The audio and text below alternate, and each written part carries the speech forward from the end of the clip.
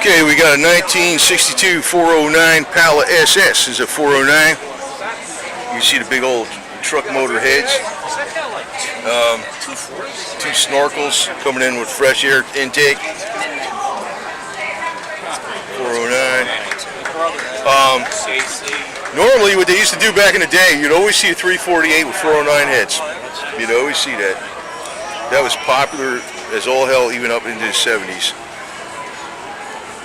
So this looks like 100%, you know, like OEM all the way here, you know, just about, except for that little return thing or something. And you look at your baby blue, and I don't know what is this, medium blue interior, but you see another again, the upholstery is far better than the crap they got today. And you got your chrome buttons in here, chrome trim, nice chrome trim going around the side, combination of cloth and vinyl. You got a nice console. Yeah, that console, I had that in mind with an automatic. I had that out of 62 Impala. That was supposed to be a 2-barrel, but it was a 4-barrel. Didn't have much power though, probably because of the Power Glide transmission. This has a 4-speed in it. Wait a minute, yeah, 4-speed. 1, 2, 3, 4. Anyway, tack, you know, popular place to mount the tack back in the day. But yeah, now I recall that was how there was a little console. I remember that on the 62 Impala Super Sport convertible I used to have. And it had the trim like this.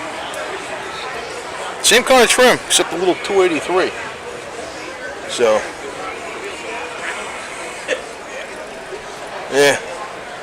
And as always, you could tell an Impala from a Bel Air because an Impala's got 3 lights on each side and the Bel Air's got 2. And I don't know what SS meant back in the day because I know Super Sport, but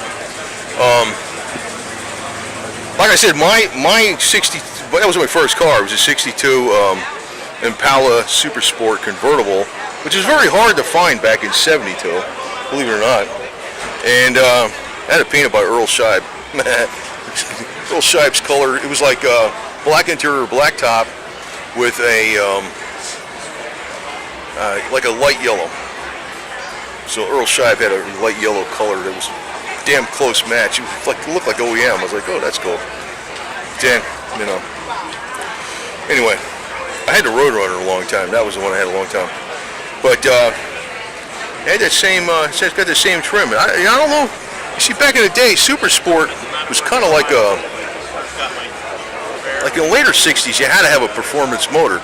I had a 283 2-barrel with a 4-barrel on it, with a Power Glide. You know, somebody put a 4-barrel on it, with a Power Glide. And, you know, that thing's like a go-kart compared to this thing, you know, and they both call them Super Sport. See, that was kind of my point of saying that. Because back in the, you know, and then later, Super Sport, you meant you had to have, it wasn't just a trim package, it was more. So.